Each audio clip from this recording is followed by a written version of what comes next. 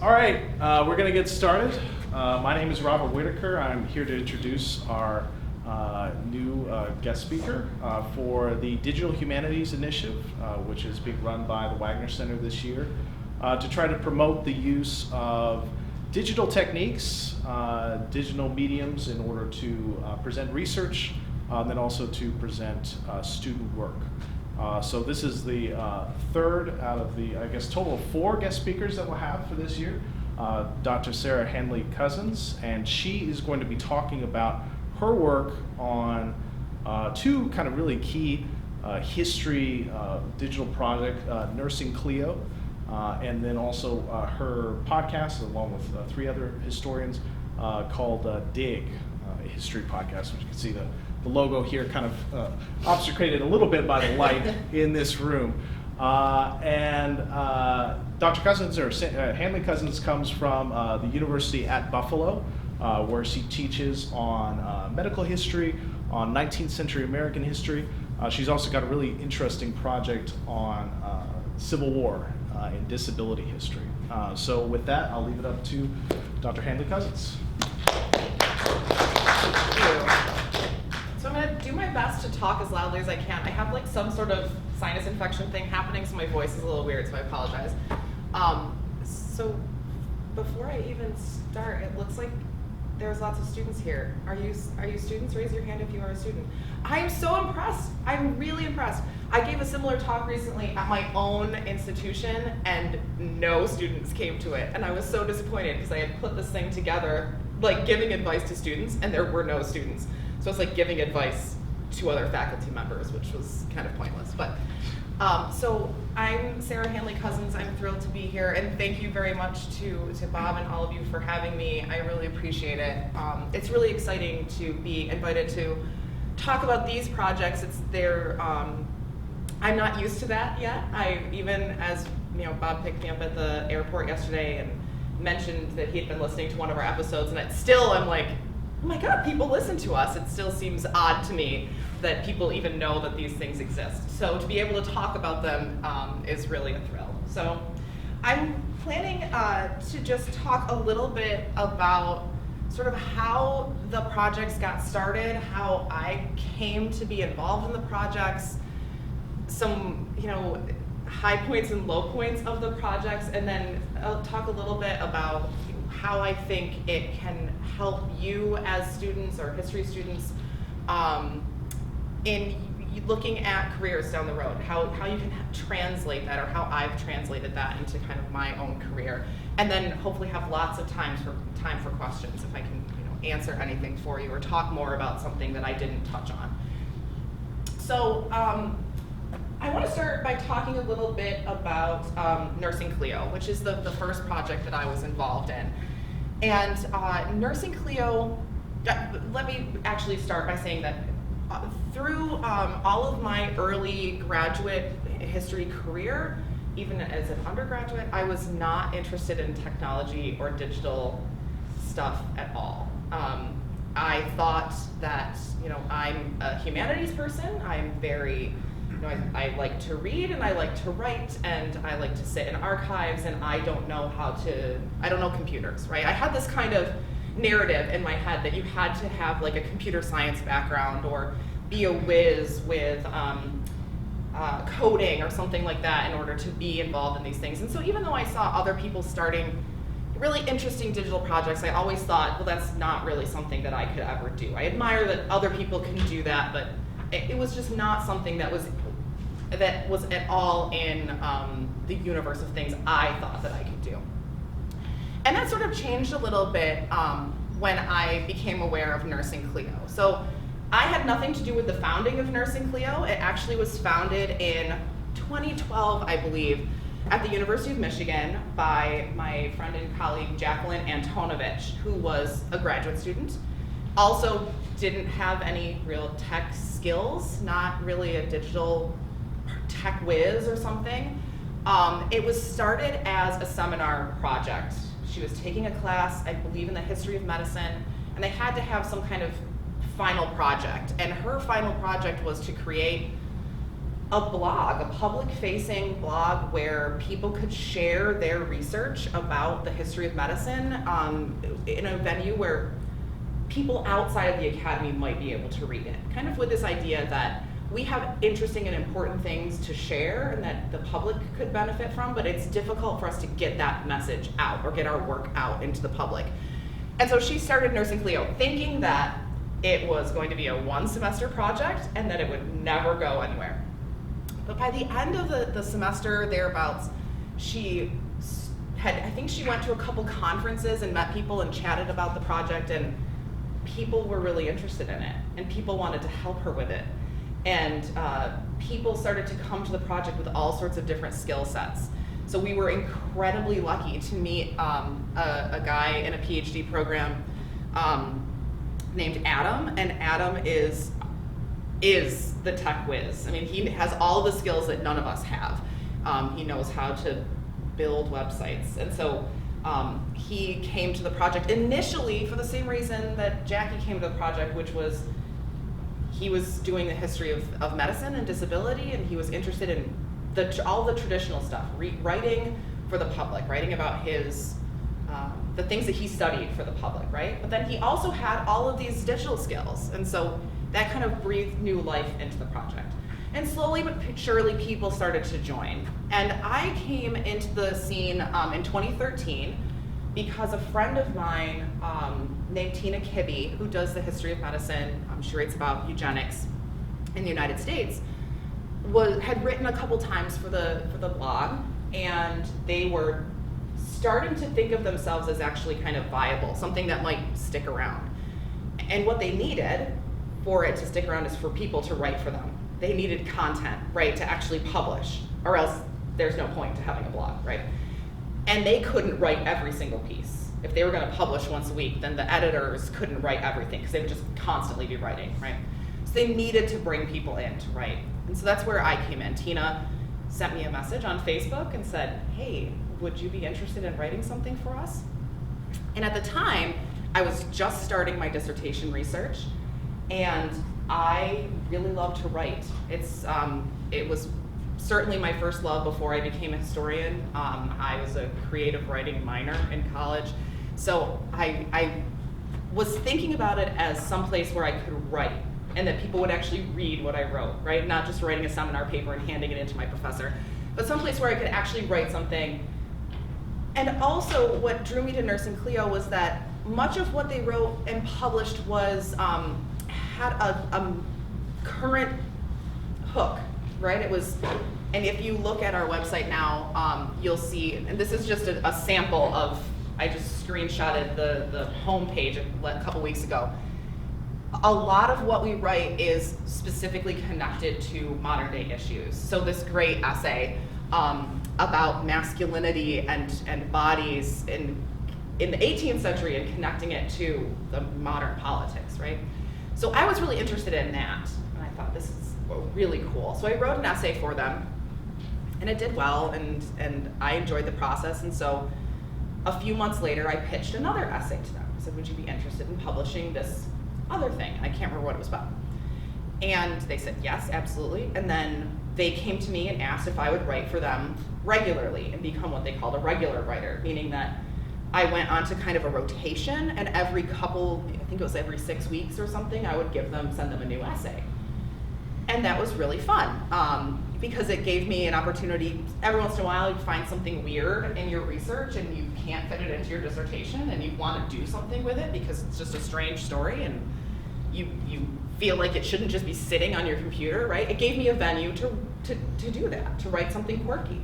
It also gave me a venue to write things that had nothing to do with my dissertation, right? You just see something crazy in the news that has some sort of interesting historical connection, and it gave me a place to say, that's fascinating, I'm gonna write about that.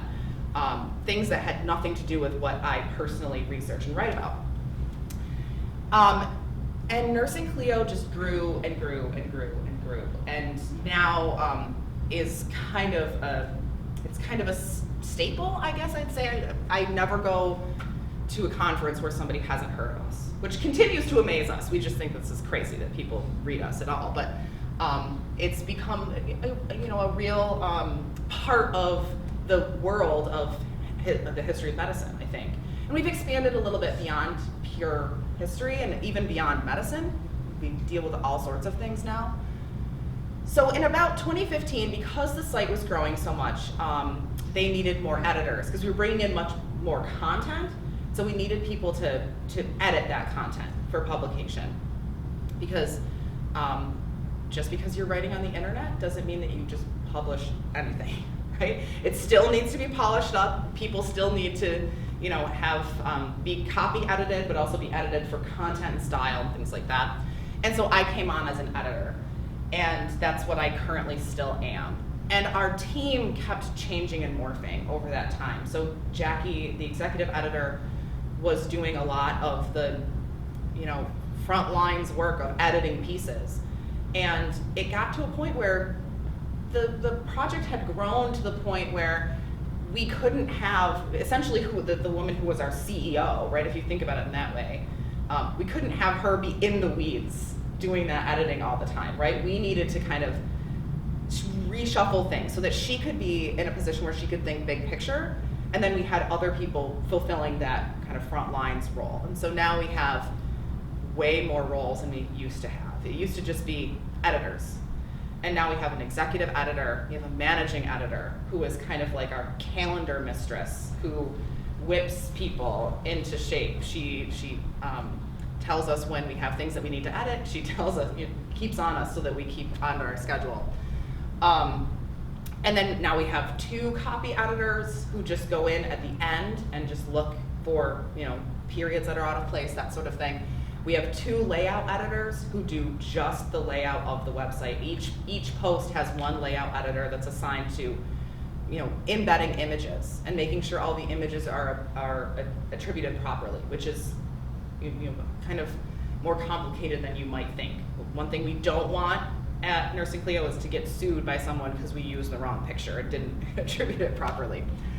And then we have the regular editors who do kind of the actual, working an essay through from the time that it's pitched to us to when it's published. Depending on the essay and depending on who has written for us, that can take 1 read. Usually it goes through 2 editors, so it goes through 2 reads and it goes through a final kind of check. Sometimes that can take 1 read, which maybe take a couple days. Other times, I just finished, we were talking about one particular post that was a review of the new video game Red Dead Redemption 2. And it was a great essay, but it think it probably took us 2 months to edit it. Because it was great, it just needed to be shaped and changed, and she sent it to us at like 2,200 words or something, and we're like, no one's gonna read this is way too long, right?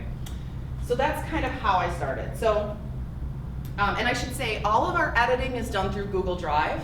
We upload each essay onto Google Drive and do all of our editing in kind of the track changes function, the suggesting function on Google Drive. And that's what the editors will do is that part of it. We have a calendar that's shared in Google Drive to keep us all on track. We have to fill in when we've edited something to keep us organized. And then the other thing that we use is a kind of a messaging platform called Slack. Has anyone heard of Slack?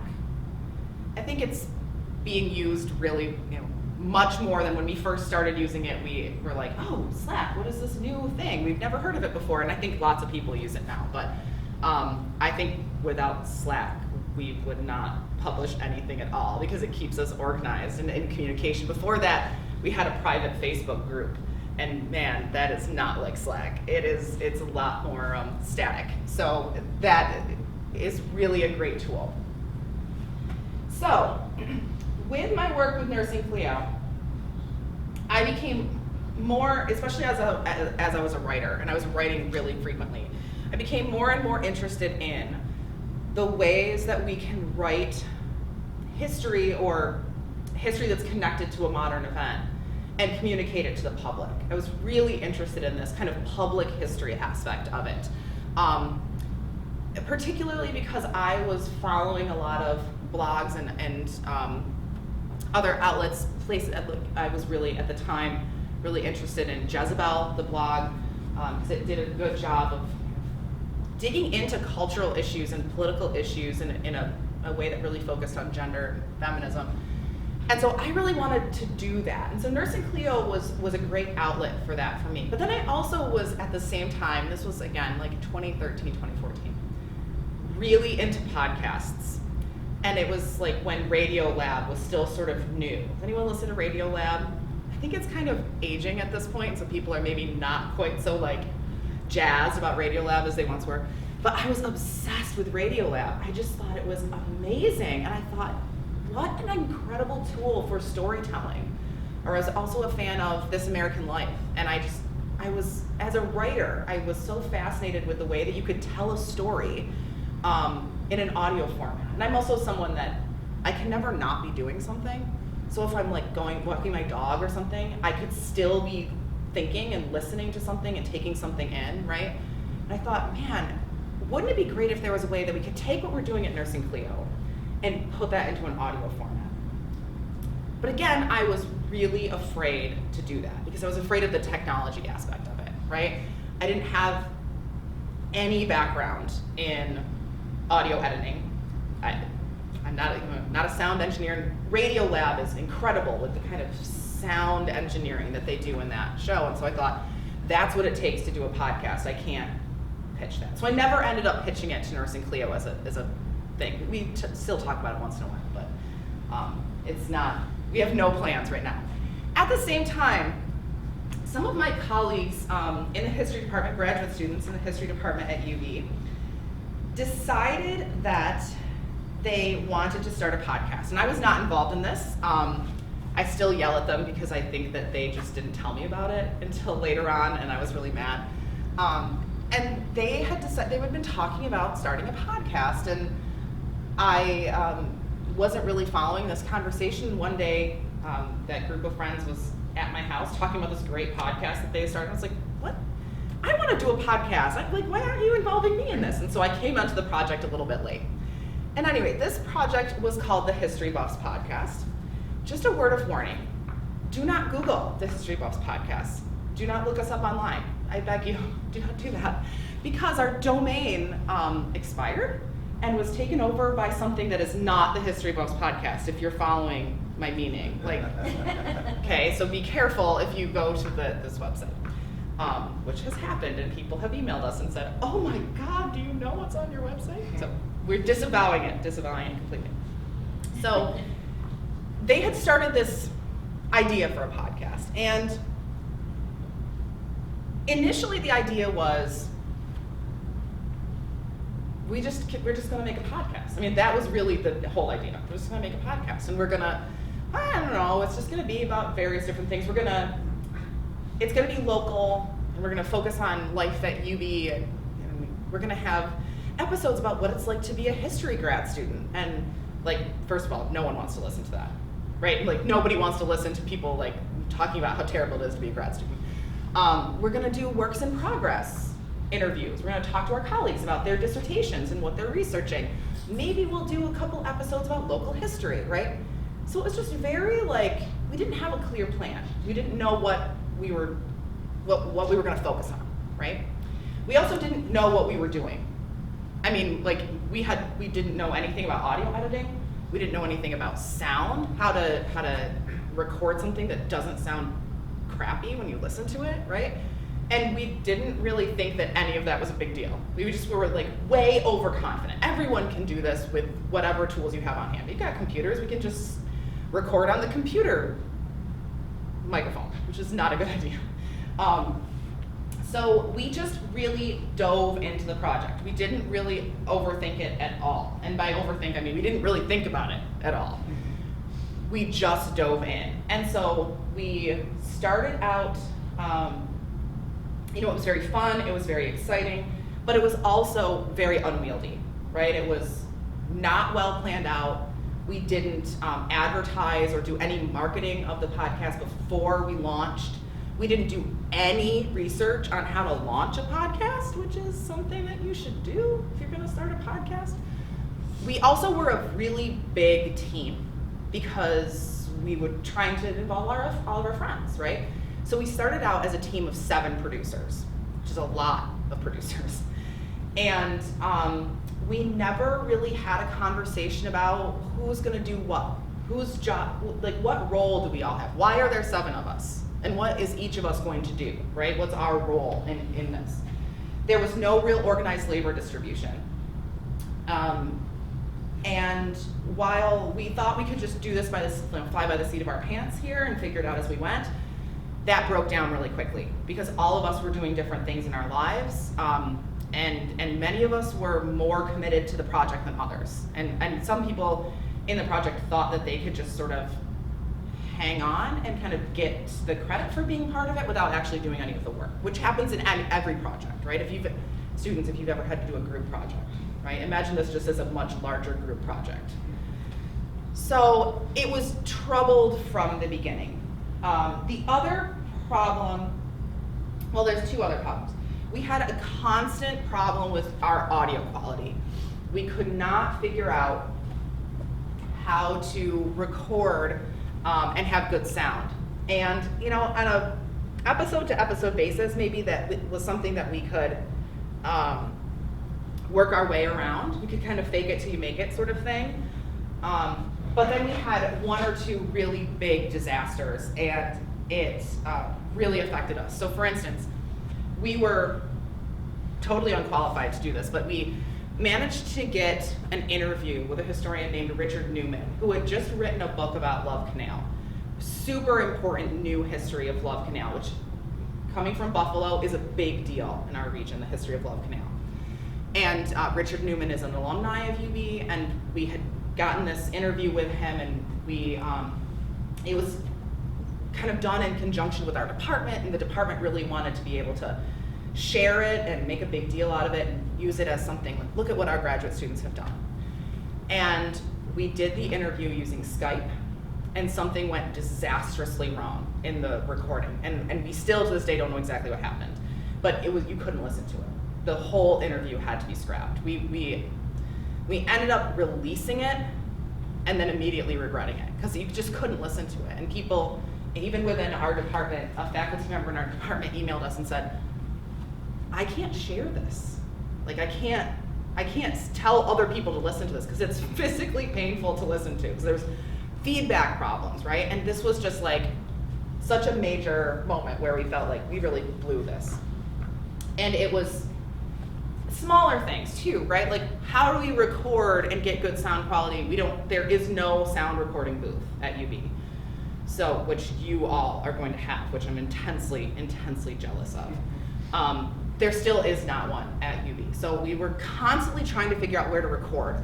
So once 2 of our producers that still work on the new project recorded in their car in a parking lot in front of like an Outback Steakhouse in June with the windows rolled up because they had read that cars have good sound quality because of all the padding and stuff. But they had to pause the recording every couple minutes to roll the windows down to breathe because it was kind of warm in this car, right? And then the sound quality still sucked. We used to record in the closet of my spare bedroom with pieces of a mattress that I had taken from a toddler bed and put all around us. And we were like sitting on the floor, just touching each other. That's how close we were, right? Still sucked. That one actually partly sucked because I also had a baby and I thought that I could hide the baby in the closet with us and you wouldn't be able to tell there was a baby in the room, which never works with a baby, right? They're always gonna make noise. So it just was one thing after another. The other thing about this project was that we didn't have an identity. We didn't have a brand. There wasn't one particular thing that we were trying to do. So we were trying to do a little bit of everything. We were trying to be an interview podcast. We were trying to be a podcast about graduate school life. We were trying to be a narrative history podcast, and it didn't work. We tried to incorporate oral histories in a couple of them and use actual audio files from interviews that one of our colleagues had done. And while maybe any one of those things would have been cool, we were trying to do too many things. And none of our listeners, if we had listeners, didn't know what they were getting. They didn't know why they should listen to us, right? We didn't have an identity or a brand. And so how we tried to do it initially was that we would have, we'd pick a topic, and so the topic would be something like, we did an episode, for instance, called Forced Migrations. And each producer that was on that episode, maybe 2 or 3 producers, sometimes maybe 4 producers, would each write like a segment of it, of the content. And that is a cool idea, but it meant that like one person would have 5 pages of copy, and they were all bullet points, because they'd be talking like I'm talking now. And then the other person would come in with 2 pages of copy on a totally different subject. And we were trying to like jam all of this into one episode, and it ended up just being us kind of talking about something, and it didn't work. It just didn't work, and we were struggling to find an audience. By the time we got to 2016, the podcast, the History Buffs, was falling apart. Partially naturally, because 2 of us had graduated from the PhD program and were working and that sort of thing. Another 2 of us had graduated from the master's program and were on their way to doing, either they were working or they were moving out of state to go to a different graduate program. So then we were going to have to deal with recording, from 2 different locations. And other members of the producers had just kind of stopped doing any work. And so there was this core group of 4 of us that were doing desperately trying to keep this thing going, because we really were invested in this idea. And finally, we sort of had this conversation, the 4 of us, what are we doing, right? Like, we need to reassess this. And it coincided with the 2016 election, and the 4 of us felt that there was so much going on that had historical roots, right? And people were looking for places to go to learn about, well, what is the history of, just off the top of my head, what is the history of like the Electoral College, for instance? What's the precedent of the global gag rule? Things like that, right? They're looking for that kind of information. And we really wanted to do episodes that had that connection. And we had a producer who was very adamant that she didn't want to have to do anything that had political ramifications. And I felt very strongly at the time, apologies, that was bullshit. That's how I felt about that. We couldn't afford to do that, I thought. And this was a moment where we could fill a need, right? People were telling us that's what they wanted. So what we did was, frankly, fired that producer. We killed History Buffs. This sounds really like a hostile takeover, and it sort of was, and it was a little mean of us, but it also was something that had to happen. It was dying slowly, and it would have just died of a slow, protracted death. And so we said, we're not working on this podcast anymore. If you want it and you want to take it, go ahead, but we're doing something new. So in 2016, the summer of 2017, I should say, we stopped working on History Buffs, and we decided that we were going to launch what we were calling Dig, a History Podcast. And with just the 4 of us, this is the producers of Dig. This is April Earls, Marissa Rhodes, and Elizabeth Mazurek. And we decided that we were going to relaunch. And we spent the summer not putting out any episodes. The first thing we decided was we were going to shut everything down, and we were going to start from scratch, and we were going to not repeat the mistakes that we did with History Buffs. We're going to spend several months visioning this, the way that you would maybe a business, right? We had to think about, what is our brand? What is our identity? What kinds of episodes are we going to do? Who is our audience? Like, all of these things that we thought we could just make a podcast and people would listen to it. But we didn't think about any of those other questions, right? So we spent somewhere around 4 months planning and revisioning. We came up with new logos, which was only sort of new. We kind of migrated it from a separate project onto this project. We renovated our website, we renovated our social media, and then spent much of that 4 months doing 2 things. I mean, obviously all of this stuff, like creating the website, but thinking very critically about how we were going to relaunch, and deciding that we were going to launch with 4 episodes in the bag. We're going to launch so that we had 4 episodes ready to go. So people had more than one thing to listen to. This also was a way of us trying to game the iTunes system. Because if you launch with multiple episodes, it means you get more downloads from the beginning, which raises your profile on iTunes. I don't know whether that actually worked for us, but that was our intention. It also meant that we had that whole summer to market ourselves. So we pushed ourselves hard on Twitter because there's a very active history community on Twitter. So we pushed that, we used our network. Because I worked for Nursing Clio, we had that connection to Nursing Clio. They pushed the podcast really hard, right? My friend April, who's very into video editing, came up with all these commercials, like meet the producers. And if you go to our YouTube channel, it's really dorky videos of each of us, like with all these, funny pictures of us kind of introducing ourselves and introducing the podcast. So we spent all that time thinking about what we were gonna do. And so one way we tried to think about this was, for historians, was to think about this almost historiographically, right? When you start a project, one thing that you have to think about is what is the state of the field, right? What already exists, what's already been written, and how is what I'm gonna do fit into that field? What's the intervention that I'm making, right?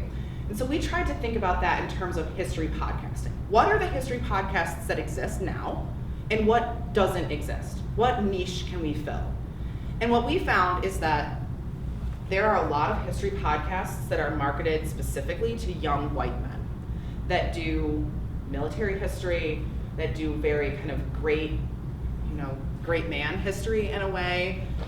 And what isn't there is a Nursing Clio sort of project, right? That's doing a more a type of history that focuses more on gender, marginalized populations, tells stories that those other podcasts aren't telling, right? And so we decided that that was our niche, and we were gonna market ourselves, brand ourselves specifically in that vein. So we call ourselves a feminist podcast because not because we spend every episode talking about feminist theory or something, we do not, but because of the topics we choose to cover, right? So we've had entire series about the history of birth control, or about the history of just reproductive justice in general, right? Topics that you're never gonna find Dan Carlin talking about on Hardcore History. He's not gonna talk about it, right? So that was our niche. We decided to come back and kind of come back really big.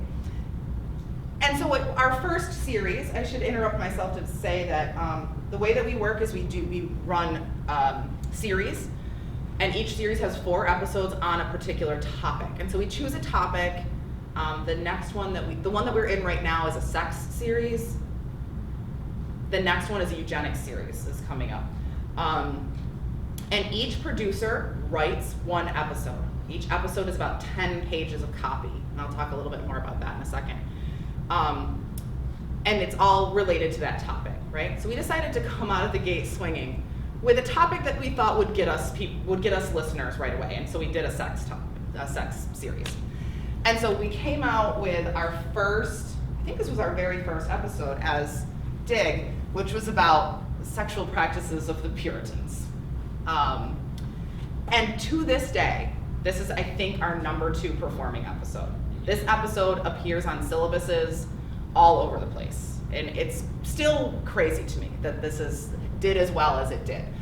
But, it's half about crazy Puritans allowing for extramarital sex, but then the other part of it is about bestiality. So that might have something to do with why people are continuously drawn to this episode. And so we try to choose topics that we think people will want to hear. We started to think less about, I don't know if we started to think less about, we started to think, I guess, more about what we thought listeners wanted to hear. And this didn't occur to us for a while. It was mostly about what we were interested in, because we're very self-centered. But we started to think about what our listeners were interested in, because eventually we started to look closely at our search terms. So if we went into our website, we could see what terms people were using to find our website, right? And we finding that people were using some very strange search terms to come to us. It took us a while to figure out what it was. So I have right here a picture of what some of our search terms are, and this is the cleanest one I could find. Most of them are really more explicit than this. But okay, so cross-dressing young boy prostitute would be a very concerning search term, right? But actually what we figured out what it was about is that there was this show on TNT called The Alienist, and it's about Gilded Age New York City, about a psychiatrist who's trying to solve these murders of these young male prostitutes.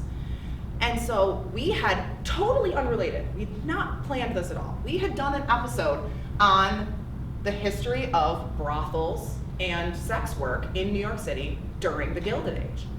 We did not think about The Alienist at all when we put this episode together. But suddenly we realized, oh, people are coming to this episode because there's this show that deals with this topic. What if we tried to tap into that purposely? We tried to pay attention to what people are talking about and interested in and try to catch people in that way. Sometimes that works, sometimes it doesn't. So this one, it worked very, very well. Other times it doesn't work quite so well. This one right here, this episode that I did about cannibalism and the search for the Northwest Passage, started out because we thought, well, there's this show on, I think, AMC that's called The Terror. And we thought, oh, we'll do an episode about the quest for the Northwest Passage, and it'll bring people in.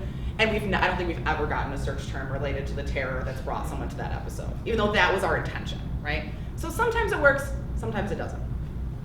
But I pulled these up just to show you that typically our episodes are more guided by things that we are interested in.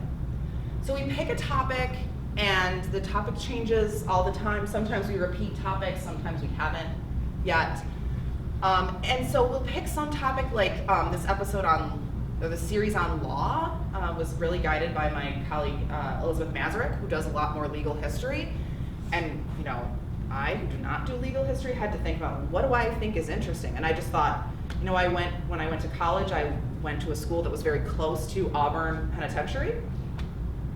I'm gonna read about that, And so it's kind of guided by things we're curious about. And so these are just episodes that I've done. And I'm a Civil War historian, so there's one episode that has something to do with the Civil War. My co-producers really hate it when I do Civil War episodes. They hate the Civil War. They never want me to talk about it. I think I've gotten to do 2 Civil War episodes. So, I'm not the history of space exploration, I'm a Civil War historian, right? But what this is actually is so fun. It is so fun to step out of your research field and get to play in somebody else's sandbox for a little while. And I have learned so much doing this. And I think that it's made me a better teacher, honestly, because I have more stuff that I can share with my students and work into lectures and be able to advise on students through projects that are about things that are not my field. And it boosts your kind of intellectual self-confidence too, that you can just kind of read about other people's disciplines and produce something that's not necessarily, I'm not producing new knowledge here, I'm more highlighting other people's work in this sense. But it's really, really fun. Okay, so let's talk a little bit about our process. So we meet in person roughly once a month, depending on the time of the year and how busy we are and things like that. But we try to meet at least once a month, and we talk in person about our plans for several months in advance. We're constantly talking about what we're doing next.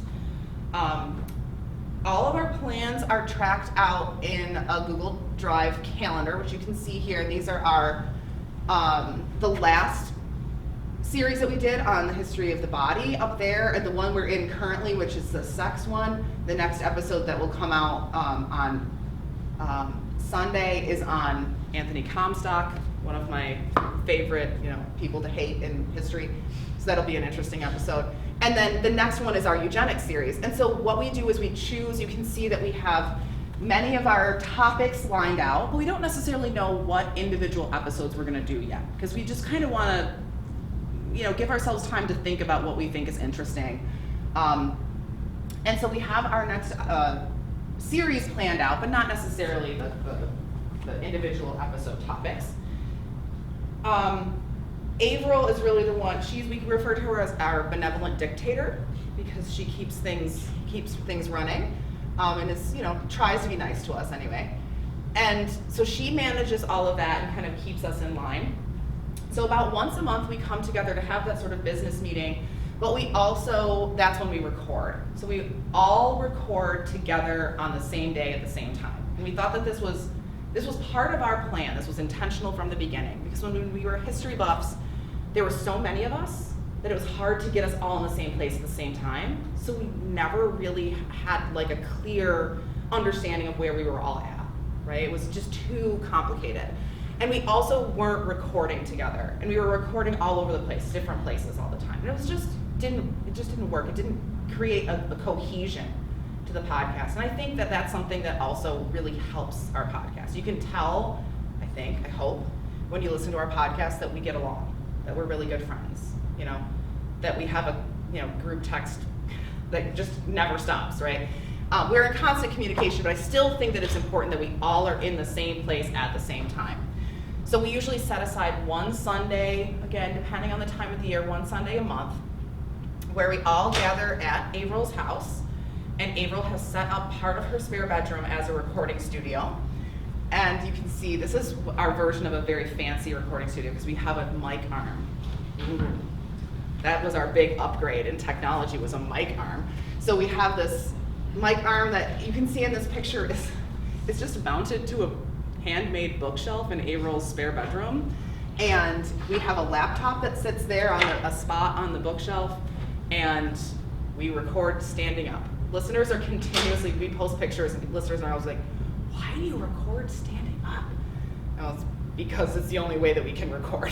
We don't have any other system for our mic, to cut down on surface noise. So we have this mic arm system, we don't have chairs, and it does create problems, because Elizabeth and I are fairly tall. Marissa is not tall. And so what she does now is she wears heels to record in, so she's closer to the microphone, but that's uncomfortable when you're recording for a long time. So we record 4 episodes at a go, which makes for a long day. Sometimes we're there all day. We try to stick around for each other's episodes to listen, just to be present, right? And just to be part of it. But sometimes one of us has to leave. And what we do is we pair up. So there's 4 episodes, and we just kind of switch partners all the time. So one of us has written the copy, and then the other person just kind of reads the copy. We write it out like a script. And we try to keep it conversational and loose, but it is all written. And we have a reason for that, and that's because we also thought that it was critical to have transcripts to make the podcast more accessible to people with different levels of hearing, but also to make it accessible to be able to assign those episodes to students. We found that students had a hard time listening to a podcast and retaining everything, and they were anxious about that. So if they can listen to it but also have the transcript, then they feel a little bit more comfortable.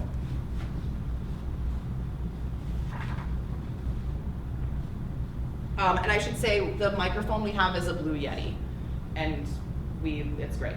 It's fantastic. We're trying to save up right now. We just started a Patreon account not that long ago, partly because all the money that's been sunk into this for hosting fees or whatever has come almost entirely out of Averill's pocket. So first we want to reimburse her. She doesn't murder us eventually.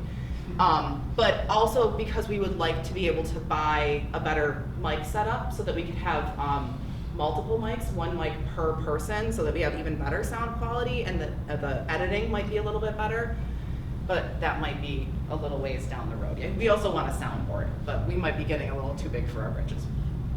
All of our editing is done on Hindenburg, which is not a free editing software, but it's a really good one, or so I've been told. I don't do any of the audio editing, because I'm not patient enough for that. Averill and Marissa do all of that. What I do, myself and Elizabeth Mazurek, Elizabeth manages the website. She's very good at that kind of thing. What she does is takes the copy that we've written, that we've uploaded on Google Drive, she translates that into our WordPress site. She creates a post, and then I go into that post, which I'm gonna do today in the airport because I'm behind on doing this for the next episode. I go into that post and I embed all of the images. So my job is finding the images and putting them into the post and giving them all the, attributing them and all of that. And I should say, I handle all of our social media. I do all of our social media activity. And one last thing about the process is that we have clearly defined roles. We all know what our jobs are, right? Avril has an additional job because she's the executive producer, so she handles a lot of the business side of it. Even though all of us are involved, she doesn't make any decisions without us, but she does a lot of that business stuff. But I know that if I don't do my job, that post is gonna go out without images, and that's not good. And if I fall down on the job on our social media, then no one's gonna listen to our podcast, because I've gotta tell people that it's available, right? If Avril doesn't do the editing of an episode, or Marissa doesn't do the editing of an episode, the sound editing, we're gonna have bad episodes and no one's gonna listen to us, right? So we each know what our role is, and that's super, super important. And more importantly, we actually do our jobs, which is also an important part of keeping a project running. Okay, so now we've been at this for almost 2 years at this point, and we have, I think, a pretty good reputation. Please don't read all of this. I mean, you can. There's a lot there. But I think we have a pretty good following within the profession. Lots of, I think, historians listen to us, but also other folks. But no matter what, you're gonna have your critics, and we have our critics, and we have critics from both ends of the spectrum. So we have History Liker here, who apparently does not have a day job, because History Liker has edited, I'm assuming his, iTunes review of our podcast at least 4 times. Just like, who has the time to do that? Like, you hate us so much, and yet you still keep listening and giving us like free rent in your brain, so you go back to iTunes and keep reviewing or re-reviewing us. And the funniest thing about History Liker is they listened to the first couple episodes and loved it and gave us a 5-star review, and then listened to an episode where apparently we talked about something that set him right off, and so he went, man, it changed the whole thing. This is kind of an outlier. We don't get a lot of stuff like this. We do occasionally get somebody who's very critical of us because we do the topics that we do, right? Because we just had an episode, for instance, about rape in early America. And we can't help, we would be remiss if we did that episode and didn't talk about modern rape culture. We didn't talk about, Brock Turner and people like that, right? That's our jobs. We have to do that, I think, as scholars. And so we get flack for that, and we expect it. We also expect it because we're women doing history on the internet, and it's hard to be a woman on the internet. You will get flack for just being present, right? Nursing Clio gets a certain amount of that as well. But we also get criticism from the other side, politically, right? Our rape episode, for instance, one of the things about our podcast that I happen to like is that we have a rapport. We have our personalities, I think, shine through, and that we do that intentionally. We want to be interesting and we want to be interesting people on the podcast, right? Not just shout preachy stuff at you the whole time, especially because sometimes we do difficult topics. And so sometimes we giggle or we trip over somebody's name, and like in the last episode, Marissa made some reference to FUBU, and I had forgotten that FUBU existed, and I just laughed for like 5 minutes because it was just strange and funny, right? And someone sent us a DM on Twitter and said, it is inappropriate that you are laughing during an episode on rape. This kind of tone policing, right? And she had I think that's a legitimate criticism to make. That's, we should be serious talking about that topic. But at the same time, we intentionally try to let our own personalities come through. Otherwise, listening to an episode about rape in today's culture, that's heavy, right? And if we do that every week without some levity, I also don't think people are gonna listen to us, right? It's not pleasant, it's difficult, it's tough stuff. And so, for instance, we always have outtakes at the end of every episode. Because we laugh sometimes, or we say stupid things, or we make a joke and we stick it on the end just as a moment of like levity. And you know, sometimes if we talk about a really difficult subject, that can be jarring for a listener, and we understand that. It's just the way our podcast is. When I first started the project, a concern that I heard on and off was that it was gimmicky, that we were, that it wasn't real scholarship, that it was kind of not heavy hitting enough, right? That it didn't have kind of gravitas. It didn't, that people, that we maybe weren't doing the real work of history. And I just want to emphasize to you, especially if you're thinking about starting a podcast, the technology isn't going to do it for you, right? Just because it's a podcast doesn't make it good or worthwhile or interesting or any of that stuff. The content is critical. And so I took this picture of an episode of the research that I did on an episode. I had to read these books in order to talk definitively and with authority on this topic, right? I can't just go out and like make stuff up about slavery in New York State. Like I have to do the work. So I'm actually doing the same work that I would do for any other traditional outlet, right? If I was writing a piece for The New Yorker, I would have to do the same reading, right? It's not saying that our podcast is the equivalent of The New Yorker, but we have to do that same traditional legwork. We still have to have the content knowledge and the skills to be able to read books and translate what we've read into a podcast.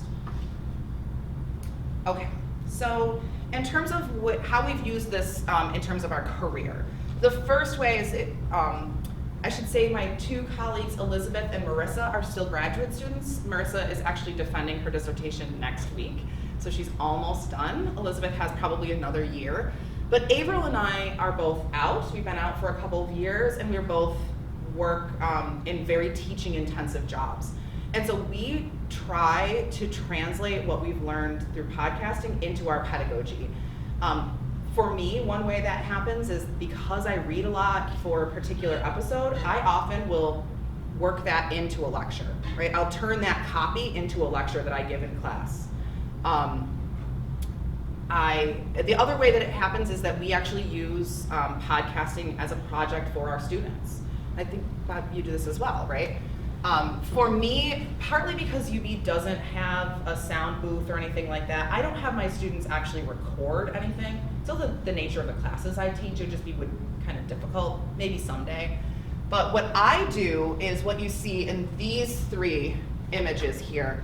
I teach a class that's about historical writing, and my students are supposed to practice different kinds of writing, like what kinds of writing historians do. And one of their projects is they have to write a script or a copy for a podcast. And I worried that they wouldn't get it, that they wouldn't like it, and they were awesome. They were just so cool. And you see there's two different kinds. You have a conversational podcast like the one that we do, where we go back and forth telling information. But this student based his on the podcast The Memory Palace. Does anyone listen to The Memory Palace? Where he tells little tiny short stories, maybe 5 minutes long. And it's this very sort of almost ethereal sort of way of telling a story, where it really puts you in the shoes of whatever person he's talking about. And my student told this story about a jazz club in Buffalo called the Colored Musicians Club, in the kind of mold of the Memory Palace. It just blew me away.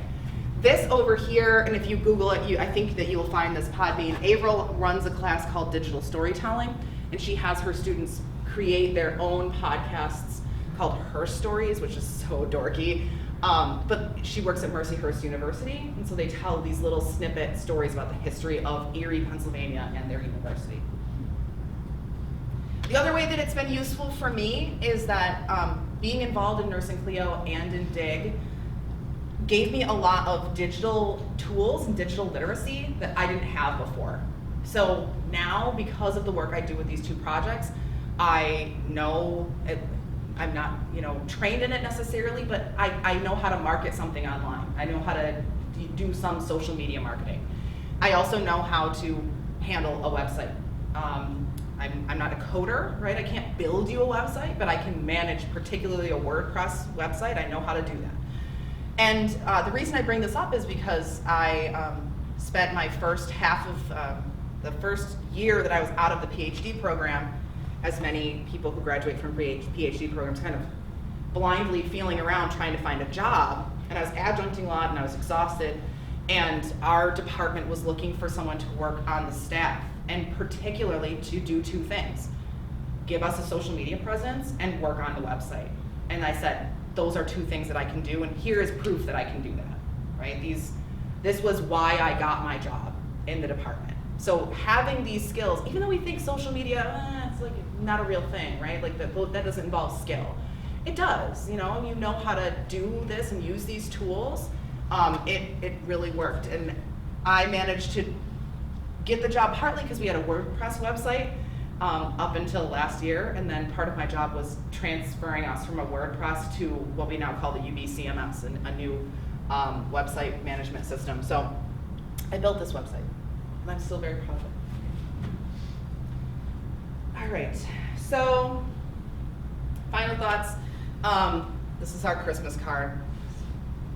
We had to come up with things to send to the people who give us money on Patreon. So we were like, we'll send them a Christmas card. And so we had to stand outside. It is freezing. It was November in Buffalo, which is not warm. And we had to stand outside this. It looks very quaint, like it's a nice barn somewhere. It's just like someone's garage that happens to have red peeling paint. So it just looks quaint in the picture. But we were freezing. The project is really fun. It works because we like each other. It works because we put in a ton of work. None of this is paid, right? We have a Patreon. None of us take that home, right? That this is purely a work of our blood, sweat, and tears. Because we were invested in the project, we think that it's important to communicate this kind of history to people outside of the academy, right?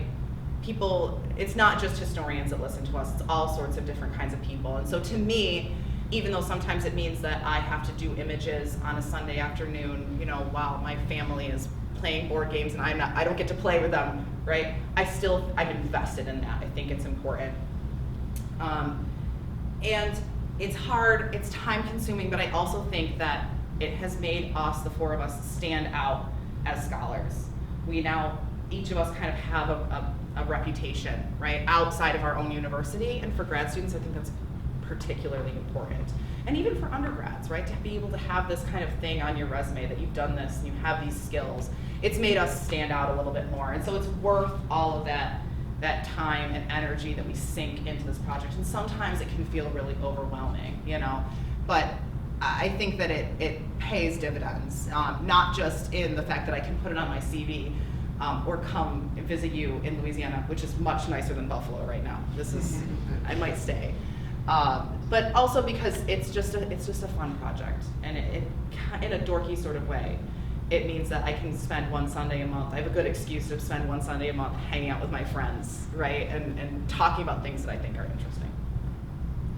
So my final thought is, if I can start a digital project, you certainly can also. So I didn't come to this with some kind of skill set, right? I learned as I went, and you can too. So with that, I will answer any questions you might have, things that you want to know about the project or anything along those lines. Thank you for listening to me talk so long about